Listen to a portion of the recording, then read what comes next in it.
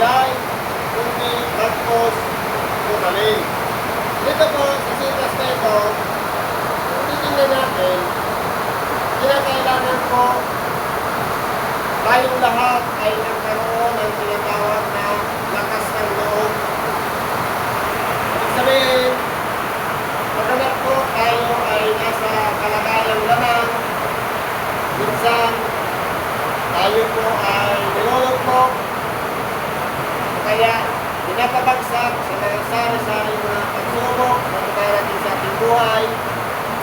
Dapat po mananang tayo sa ating pananampalataya. Na dapat palagi po tayong positibo sa lahat ng bagay. Na kapag dumarating ang mga pagsubok, huwag natin iisipin, ano ba yan? Puro mga pagsubok, puro na lang problema. Hindi na kailangan meron tayong tinatawag na tatag ng loob. Kaya, bigyan tayo ng sapat na pag-iisip para magtagumpay tayo sa mga dumarating na dagok ng ating buhay. Huwag natin iisipin na kaya kami sinusubok, dahil pala ganito, dahil pala lahat ay kailangan subukin, kundi dapat po, palagi natin iisipin, sa bawat subok, may aral po tayong matututunan. May mga bagay doon na kaminsan sa paninilayan kapag matapos na yung pagsubok. Ganito pala yung ganyan. Kaya kung titignan natin dito sa sitas na ito, yung ating mga kamay, mga kababa, itaas natin. Sabi nga dito, yung ating pagsagawa o magsigawa tayo ng matuwid na landas. Pagkamat po minsan nalilihis na tayo po kasi ang gagawa ng sarili natin landas o pagdadaanan. Kung gusto natin tayo matagumpay na dito sa lamaw ng sanglibutan, palagi natin iisipin yung landas na ating dinadaanan, dapat po si Jesus Cristo ang nangunguna. Hindi po natin kakayanin mag-isa na gumawa ng sariling landas, maliban na po kung nasama natin si Cristo. Ano po sabi dito?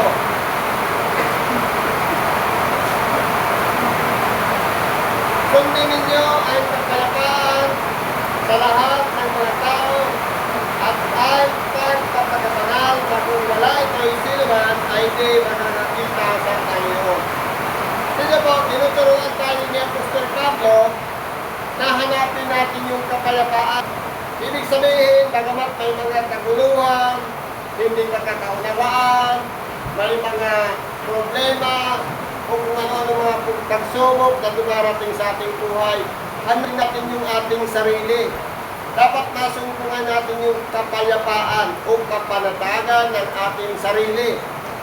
Sapagkat po, pagkaminsan, kapag may pagsubok na, hindi dapat tayo makikisali doon sa pagsubok. Kundi dapat magkaroon tayo ng kapayapaan sa ating sarili. Ano ba ang magagawa ko sa mga bagay na ito? Aayon ba ako o ako'y iiwas?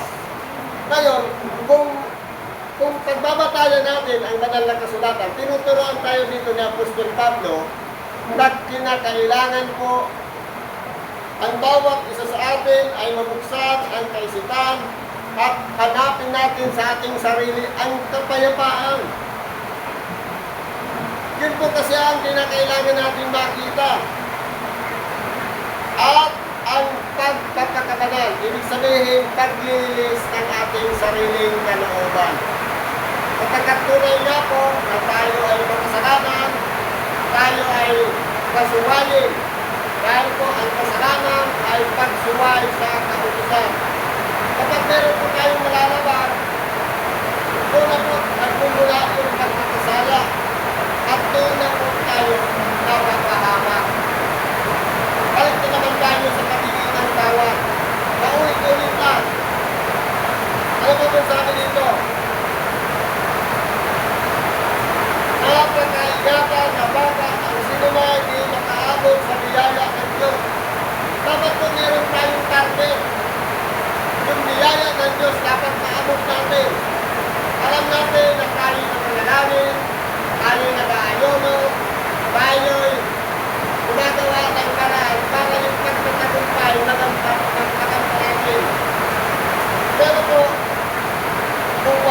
tayong pag-iingat sa sarili, hindi po natin naaabot doon.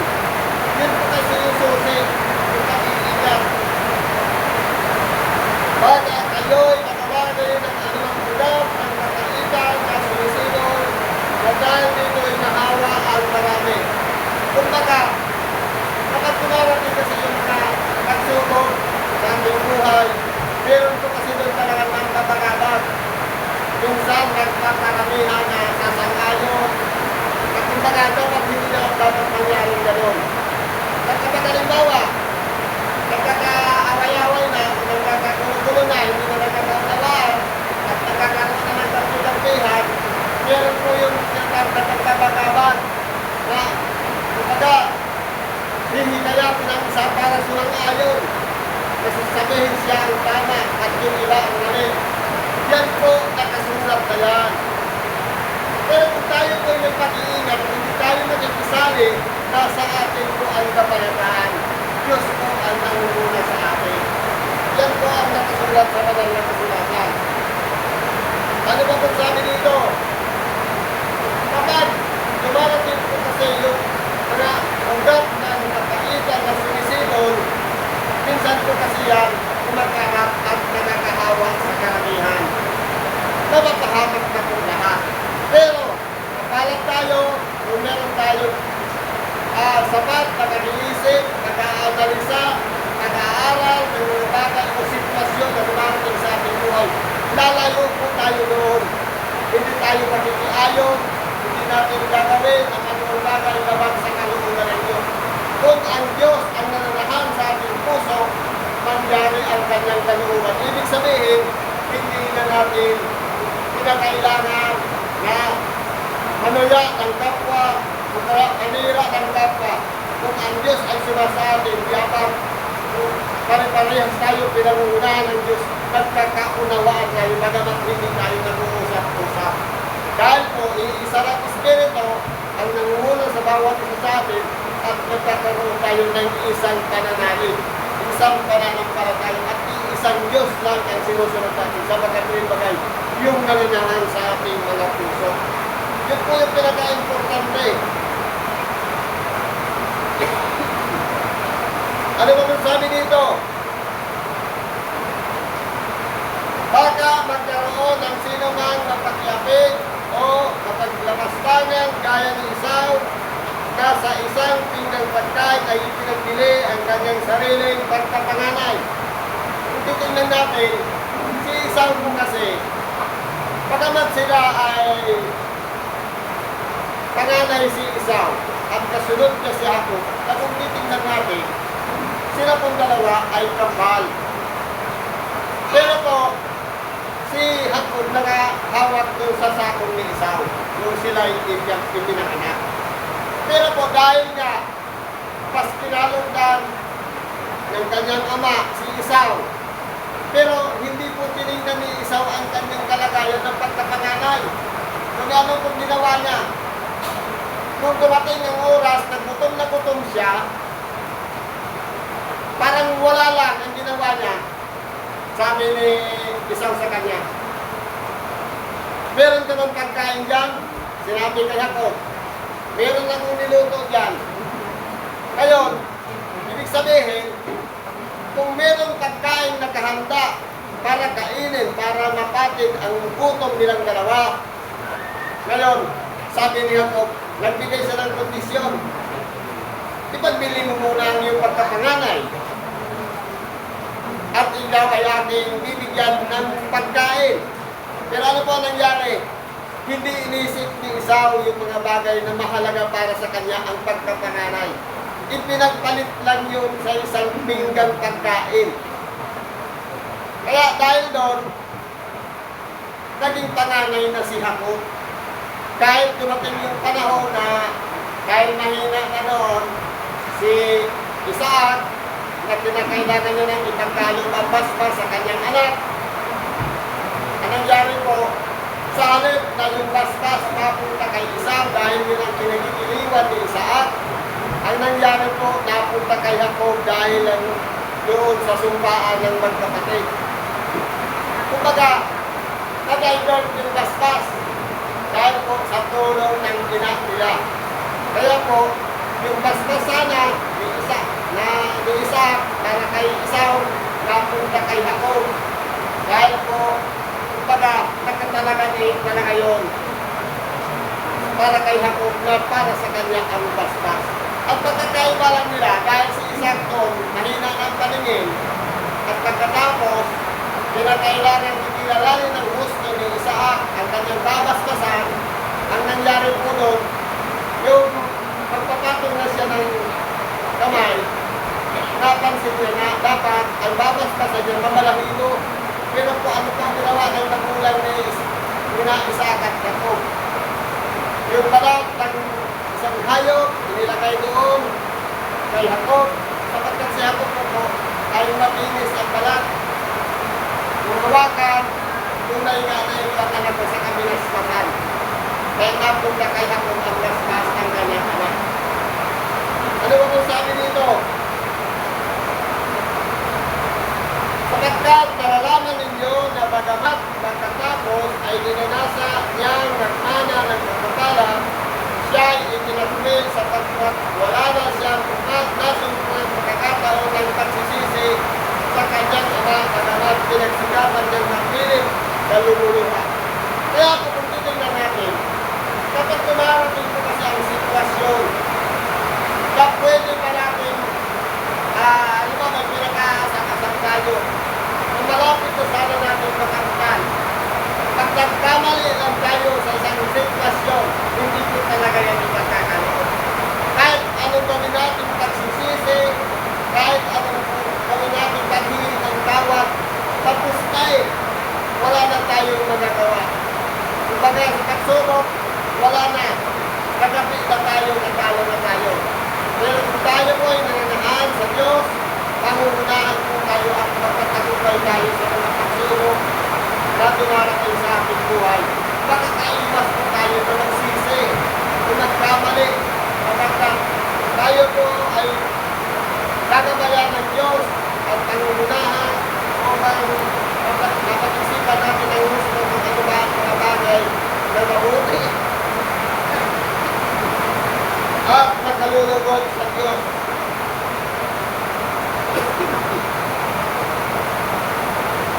Sapagkat hindi kayo nagsilapit sa bundok na naihipon at nagliliyap sa apoy at sa kapusikitan at sa kabiliban at sa unos. Kaya kung titignan natin, hindi po talaga tayo para sa mga bagay na mga negatibo, kundi dapat ang tanggapin natin na para sa atin yung pagpapala, yung kaloob na dapat sana'y para sa atin. Pero kung tayo po ay umaranas ng mga ganun, marahil po may mga nagawa tayong pagkakamali. Kaya yan po ang tinatahak nating landas. Puro kapusikitan, puro mga problema, kaya kabiliman, unos, hindi pa tapos-tapos na problema dahil po sa isa lamang pagkakamali.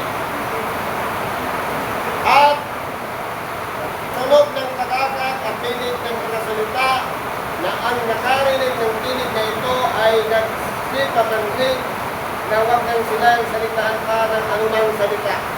Kumbaga kahit na anong pagtutuwid, kahit na anong pagkabay o pagkakaliwanag, wala na po talagang chance para baguhin. Dahil kumbaga, pumaksak na eh. Kumbaga yung pinakaingat-ingatan natin na magtitindig tayo matibay, matatag, kapag yan po ay pinalugmok tayo dahil lamang sa mga maliliit na pagsubok o mga problema na pagkamisan hindi natin pinansin, bumagsak na pala tayo. Yun po yung nakakatakot. Kaya po dapat manangan tayo sa tama, manangan tayo sa kabanalan, sa kabutihan, ayon sa kalooban ng Diyos. Tingnan natin at aralin natin yung dikta sa ating isip, sa mga yung gabay ng Diyos sa bawat mga sa atin. Kapag pagkamit sa, halimbawa, kapag sa pagsulong, ikaw ang advice ng isa, iba naman ang advice ng isa. Meron po tayong banal na kasulatan. Pwede tayo magsaliksik doon, nag-Bible cut tayo, basahin natin, ano ang basahin natin para sa atin sa araw na ito. Yun po yung nagiging gabay sa atin ng araw-araw. Pagkawat kami-kabila, iba-iba ang sinasabi, pero kapag may kasulatan tayo, pinagbabantayan, hindi po tayo malililang dahil ibibigay po sa inuho sa Espiritu Santo ang unawa at tawag na natin pag-iisip para po kayanin natin yung mga pagsubok na iparating sa ating buhay. Yun po yung susi. Ano ba nung sabi dito?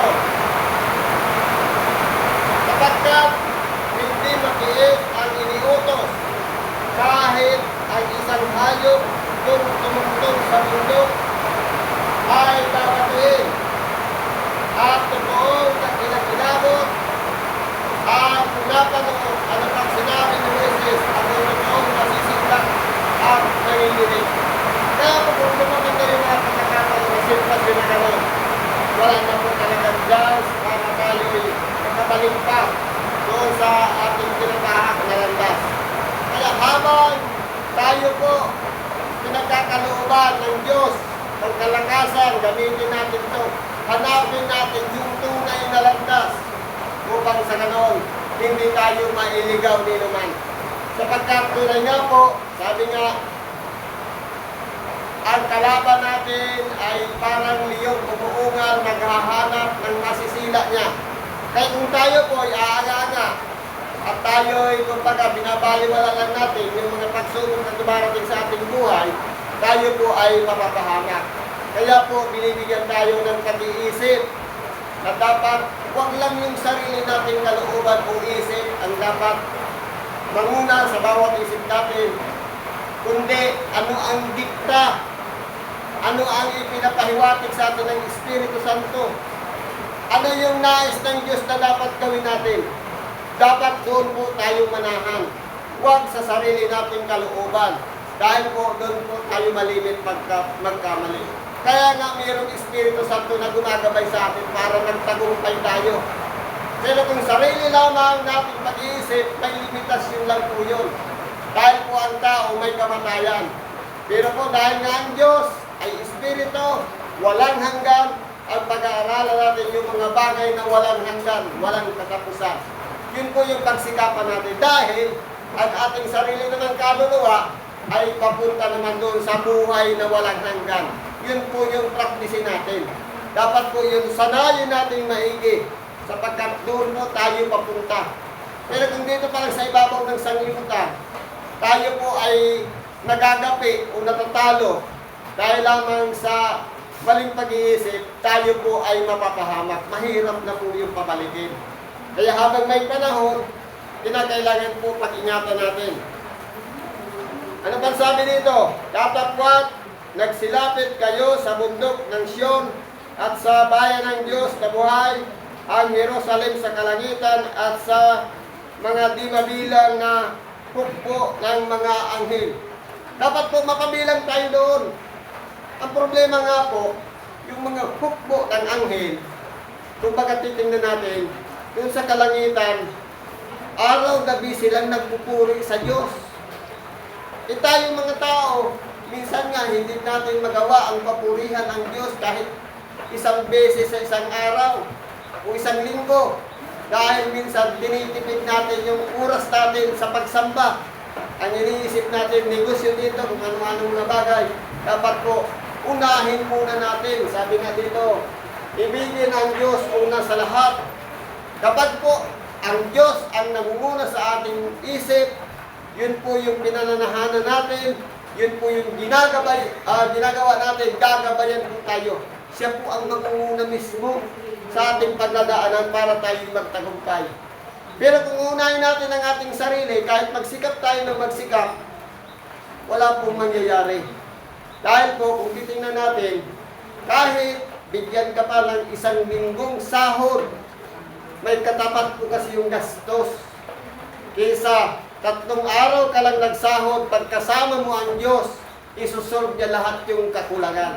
Yun po yung pagkakaiba ng computation ng tao at computation ng Diyos. Kapag tayo po ay nananahan sa kanyang kalooban, hindi niya po tayo pababayaan. Niiiwan man na mag-isa, kundi kasama tayo ng Diyos at kasama din natin siya na nilulutas ang mga problema na dumarating sa ating buhay. Ibig sabihin, gagabayan talaga tayo ng tama at magtatagumpay tayo. Ano pa sabi dito? Sa pangkalahatang pulong at iglesia ng mga panganay na nangatala sa langit at sa Diyos na hukom ng lahat at mga espiritu ng mga taong ganap na pinasakdal. Kaya kung titingnan natin, papunta tayo sa kasakdalan. Ngayon, kung halimbawa, sinasabi sa ibang bahagi ng banal na kasulatan, katulad ng mga taga-Galasya, nagpasimula sa espiritu at magtatapos sa laman. Totoo, kumbaga, maganda na yung ugnayan natin. Nag-iibigan na tayo, nagmamahalan. Pero dahil lamang sa maling pagkakamali, minsan nababago po yung isip natin. Dapat po, magtapos tayo sa espiritu pa rin. Magpatuloy lang tayo sa buhay natin sa espiritu. Na dapat pasakdalin natin ang ating sarili sa pamamagitan ng mga gawa. Ibig sabihin, napiperfect natin yan. Pag palagi natin inuulit-ulit, halimbawa sa pananalangin, paano po yan mapiperfect? Kapag palagi mo siyang ginagawa mo na siyang habit. Pero kung halimbawa, yung pag-aayuno na lang, pagkaminsan, tayo po ay napapahamak dahil hindi naman tayo consistent dun sa ating ginagawa. Nag-aayuno lang na tayo pag may kailangan, kapag wala lang. Pero kung tayo po ay pinapractice natin ang ating sarili, sabi nga, practice makes perfect.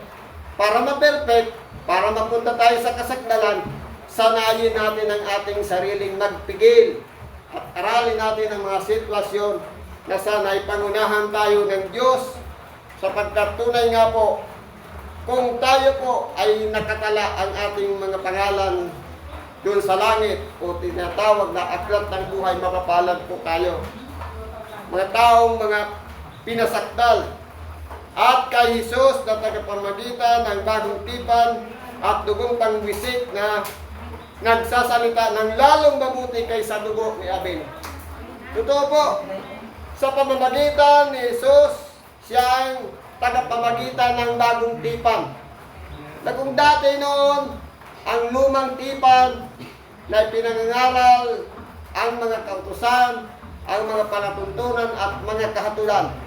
Pero po, pagdating kay Kristo, dapat po hindi na yung mga bagay na tayo po yung nagagawa natin yung mga bagay na pagsunod lang, kundi lalakipan natin ng pananampalataya sa pamamagitan ng ating dakilang Panginoong Hesukristo. Ito po yung bagong tipan. Dati noon, kapag nagkasala ang tao, naglabag, magkakaroon ka lang ng paghahain. Bawi ka na, kumbaga tubos sa iyong pagkakasala. Pero po, kay Kristo, siya na yung pinakapangunahing hain. Ang gagawin na lang natin, sampalatayanan natin yung ginawa ng ating dakilang Panginoon, yung pagbuwis niya ng kanyang buhay, yun na yung pinakahain, at ito na yung tinatawag na bagong tipan. Na kumbaga, ang dugong pangwisik ay lalong mabuti kaysa dugo ni Abel na pinaslang ni Cain dahil po sa inggit. Pero po, kung tayo na kay Kristo, dapat po wala na po sa atin ang tinatawag na inggit. Kundi kapag ang isang tao ay nagtatagumpay, suportahan natin, ipanalangin natin. Kapag ang inggit po kasi ang nanguna, ang mangyayari po dyan, magkalaman po yun. Kaya ang mangyayari, tayo rin po ang mapapahamak. Ano pa po sabi dito? Pag-ingatan ninyong kayo'y huwag tumanggi sa nagsasalita, sapagkat kung hindi nakatanan ang mga nagsisitanggi sa nagbalita sa kanila, sa ibabaw ng lupa ay lalo pa tayong hindi makatatanan na naghiwalay doon sa nagbabalitang buhat sa langit.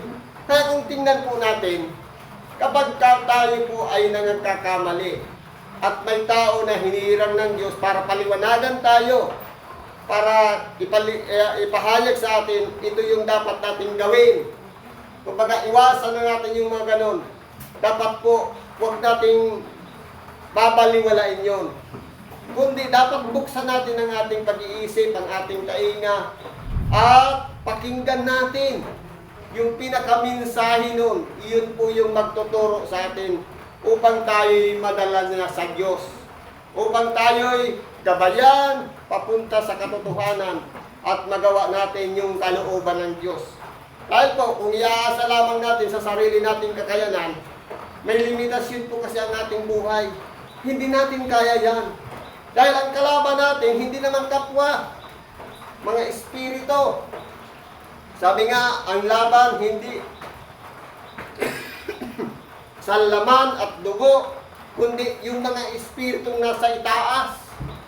Kaya kung tayo po, nabubuhay na, nasa espiritu, kumbaga may pag-iingat na tayo sa ating sarili, dapat po, hindi na tayo madamdamin na kapag pinagsasabihan ng isa, hindi na natin babatiin. Kung tayo nasa espiritu, dapat po, titingnan natin, kaya tayo pinagsasabihan, nagmamalasakit siya sa atin upang tayo'y maituwid. Pero kung halimbawa, napagsabihan lang, tapos nagtatampo na o nagdadamdam na, makalaman pa po yun. Kaya, paano tayo mag-i-improve? Paano tayo susunod doon sa pang-spiritual na kalagayan kung sa kalagayan pa nga lang na to? Sabi nga, napuno na kasi ako sa buhay ng espiritu. Kung tayo po ay nananahan sa Diyos, dahil ang Diyos ay espiritu, wala po tayong dapat napunuin. Dapat po wala na sa atin ang inis, ang tampo, ang sama ng loob, hinanakit man. Dahil po lahat ng yun ay gawang laman. Kung tayo nabubuhay sa espiritu, iisa lang po ang gagawin natin. Pag-ibig. Kapag may nagmamalasakit sa atin at pinapayuhan tayo, bilang para tuwirin ang ating buhay, pag-ibig po yung nagtutulak doon, na huwag tayong mapahamak. Pero kung halimbawa po, binabaliwala natin, tayo rin naman ang mapapahamak. Kaya po, yung ginagabayan na yon, yung tao na yon, na nagbibigay sa atin ng papaliwanag, sana po, huwag nating, sabi nga, kung marinig ang tinig, huwag papagmatigasin ang ating mga puso. Huwag nating baliwalain, para sa atin din yun. Yun po yung pinaka-aral doon. Sabi nga dito, ay lalo pa tayong hindi makatatanan na nagsisihiwalay doon sa nagbabalitang buhat sa langit. Kung yung nagbabalita o nagpapaliwanag sa atin may koneksyon sa langit, hindi natin pinakinggan, doon tayo sa kalaban ng Diyos. Pero kung handa tayong makinig, handa nating tanggapin ang aral na ibinibigay sa atin na mali yan kapatid, dapat ito ang gawin mo. Kung yan ay mula sa langit, dapat kung papunta rin tayo doon sa makalangit na bagay, pakikinggan po natin yon. Hindi po natin yun babaliwalain. Ano ba sabi dito? Na ang tinig na yaon ay nagpayanig noon sa lupa. Datapwat ngayon nangako siya na nagsasabi, minsan pang yayanigin ko, hindi lamang ang lupa, kundi pati ng langit. Totoo po. Kung titingnan natin nung panahon ni Moises, kapag ang mga Israelita, sadyang na talaga sa mga Israelita ang matitigas ang ulo. Sabi nga, Jerusalem, Jerusalem na pumapatay ng mga propeta. Makailang ulit ko kayong kumbaga katulad ng isang sisiwa na kinukupkup ng inahin. Subalit ayaw mo. Tayo rin po, kung tayo po itinutuwid at inaaralan ng mabubuting aral, dapat po sumangayon tayo para hindi tayo mapabilang doon sa mga Israelita o mga Hudyo. Kung titingnan natin, para saan ba itong sulat na ito ni Apostol Pablo? Sa lahat ng mga Hebreo. Kung titingnan natin sa lahi, ang mga Pilipino ay lahi ni Heber o mga Hebreo. Tayo yung mga lahi ni Heber na napunta noon sa malayong silanganan. Kaya ang mga Pilipino, mga Hebreo po yan. Kaya kung tayo po kung ang Israel noon ay pinapayanig ang lupa, katulad ng panahon ni Moises, kapag yung bumababa ang Diyos doon sa bundok ng Sinai, dumadagong-dong, dito nararamdaman din natin yan. Sapagkat, kumbaga, mapalad tayo dahil dito po sumibol sa bansa natin ang pangangaral ng Ebanghelyo. Halos 95% Kristiyano. Dala-dala ang pangalan ni Kristo. Kumbaga sa iba, minsan hindi kinikilala si Kristo. Katulad ng Israel ngayon, bawal lang sambitin ang pangalan ni Kristo. Ang magsambit sa pangalan ni Kristo ay ibinibilanggo. Batas po nila yon. Dahil po, nasakop na kasi ng mga hindi tunay na mga Hudyo ang lugar ng Israel. Kaya po, malaya na nilang nagagawa ang mga bagay na ayon sa kanilang kalooban. Akala nila ay mabuti. Pero lahat ng yun ay kalooban ng Diyos. Na dapat sana ang mga Israelita, pagbago na, tanggapin na si Kristo at kilalanin na nila. Pero sa ngayon, hindi po nila kinikilala si Kristo. Ano ba po sabi dito? At itong salita, minsan pang ay pinakakahulugan ang pag-aalis niya o mga bagay na niyanig, gaya ng mga bagay na ginawa upang mamalagi ang mga hindi niyanig. Kaya kung titingnan natin, ang mga bagay na sadyang nilikha ng Diyos, yung mga bagay na gaya ng kalikasan, yan po ay hindi talaga yan masisira. Dahil po, yan lahat ay likha ng Diyos. Pero yung mga gawa ng kamay ng tao, sabi nga, lahat ng yan ay ibabagsak. Walang bato sa ibabaw ng kapwa bato na hindi yan ibabagsak. Ibig sabihin, kung yan ay magkaroon ng pangyayari, tunay nga po na ang salita ng Diyos ay ipinapahayag na sa pamamagitan ng mga gawa para yanigin yung mga bagay na dapat na yanigin at yung mga bagay na hindi dapat niyanig ay hindi mayayanig. Doon na po natin makikilala kung alin doon yung mga gawa ng Diyos at alin doon yung mga gawa ng tao. Kung ang tao may katapusan, ang kanyang mga gawa may katapusan din. Kung ang Diyos ay walang katapusan, lahat ng kanyang mga gawa ay wala ring katapusan.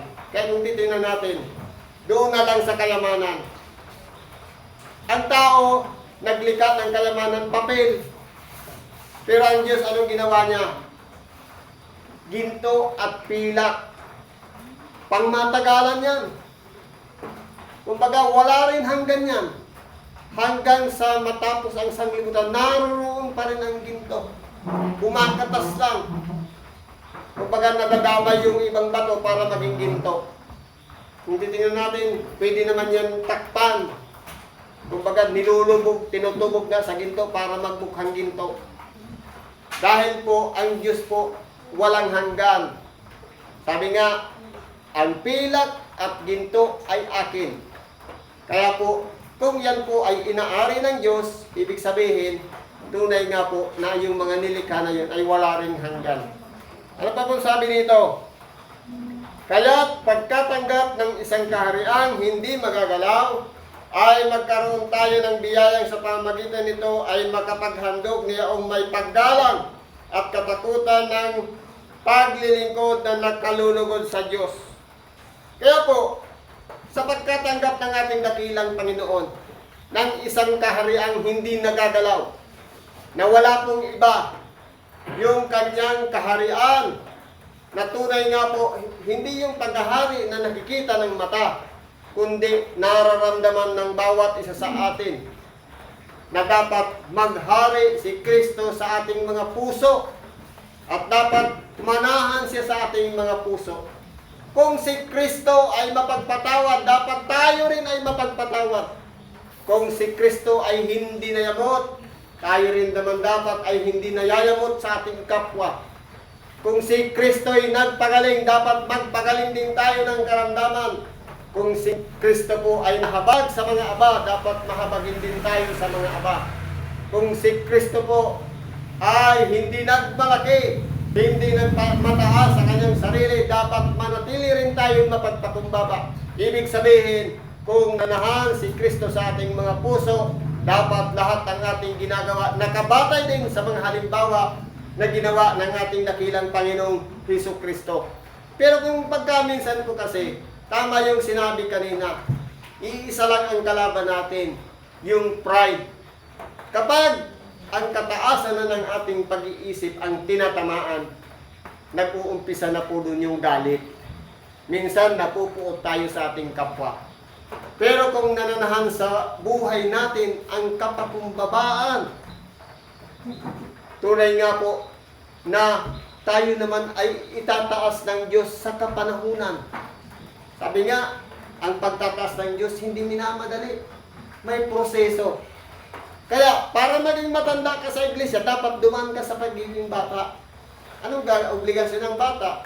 Pasakop ka sa mga matatanda. Darating ang panahon, paglipas ng ilang taon, ikaw na rin ang magiging matanda at mayroon na rin mga bata. Ibig sabihin, may mga tamang kapanahunan.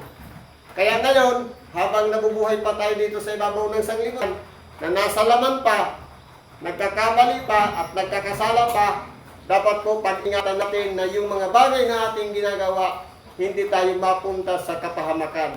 Kundi, tanggapin natin ang mga aral na pinagkakasatin, ang mga halimbawa ng pinagkakasatin natin, yung mga mabubuting tutunan, at gawin natin ang ayon sa kalooban ng Diyos. Ano ba pong sabi dito? Sapagkat ang Diyos natin, isang apit mamumugnaw. Dapat isip natin. Isang salita lamang ng Diyos, tayo pong lahat ay pwedeng tunawin ng Diyos. Pero kung tayo po'y nasa sa Diyos, kahit man tayo ay namatay dito sa ibabaw ng sanglibutan, sabi nga, naging kasama natin si Kristo, kasama natin ang Diyos na nabuhay dito sa ibabaw ng sanglibutan. Anong sabi sa Tesalonica? Ang unang bubuhayin niya naman yung mga nakay Kristo. Ibig sabihin, kikilalanin natin ang ating sarili. Tayo ba'y nabubuhay lamang dahil sa ating sarili, na gusto natin ito, gusto natin yan, o nabubuhay tayo dahil sa Diyos, dahil kay Kristo. Ang nabubuhay kay Kristo, kung si Kristo'y handang ibigay ang kanyang sarili para dalhin sa kamatayan, tayo naman handa rin nating ibigay. Handa tayong mamatay para kay Kristo, sapagkat ang kahihinatnan po niyan, magiging mapalad tayo doon sa ikalawang buhay. Pero kung tayo matatakutin, kagaya ng dumating na pandemic, natigil na lahat, pati pananaral ng Ebanghelyo. Pero kung nananatili tayo, wala pong problema. Sapagkat, kumbaga, deny birth lang. Kung ang pananalita o pagpapangaral ng Ebanghelyo natigil sa mga simbahan, maraming mga pamamaraan. Hindi ba dati sa simbahan lang nagsisimba, ngayon sa tahanan na lang, pwede na. May mga video, may YouTube, may Facebook, at kung ano-ano pa na ipinangangaral ang salita ng Diyos. Ibig sabihin, kumbaga, nag-improve lang. Nagkaroon lang ng makabagong pamamaraan ng pagpapahayag ng salita ng Diyos. Ang importante po dyan, tayo po ay bukas ang ating pag-iisip na pinapakinggan yung mga aral ng Diyos. Hindi po tayo dapat matakot kung tayo ay nasa Diyos. Sapagkat, sabi nga, kung tayo po ay iniisip natin, yung buhay lamang natin dito sa ibabaw ng sanglibutan, tayo na po ang pinakakahabag-habag. Ibig sabihin, kinakailangan ang isipin natin yung buhay doon sa hinaharap. Yung tinatawag na buhay na walang hanggan. Ibig sabihin, yun po na makikita na natin yung tinatawag na pagtatagumpay kung tayo'y mapapabilang doon sa kaluwalhatian ng Diyos. Pero kung titingnan natin, dito lang sa ibabaw ng sanglibutan, matatakutin na tayo. Ang takot, kaugnay, parusa. Kung matatakot din tayo, ay takot tayong mamatay, ibig sabihin, kaparusahan po yung karugtong noon. Pero kung papunta sa kaluwalhatian ng Diyos, Maninindigan tayo, magpapahayag tayo ng salita ng Diyos sapagkat marami pang mga tao ang nangangailangan ng aral ng Diyos. Kumbaga ang henerasyon, papalit-palit, ang mga tao ay pinanganganak, tumatanda, may mga bago na naman henerasyon para makinig ng Ebanghelyo. Dapat po italaga natin ang ating sarili sa pangangaral ng Ebanghelyo. Marami pang pong mga tao ang maliligtas, pati mga espiritu na masusumpungan nila sa kanilang sarili na sila'y makasalanan at magsisisi at magbabalik loob sa Diyos.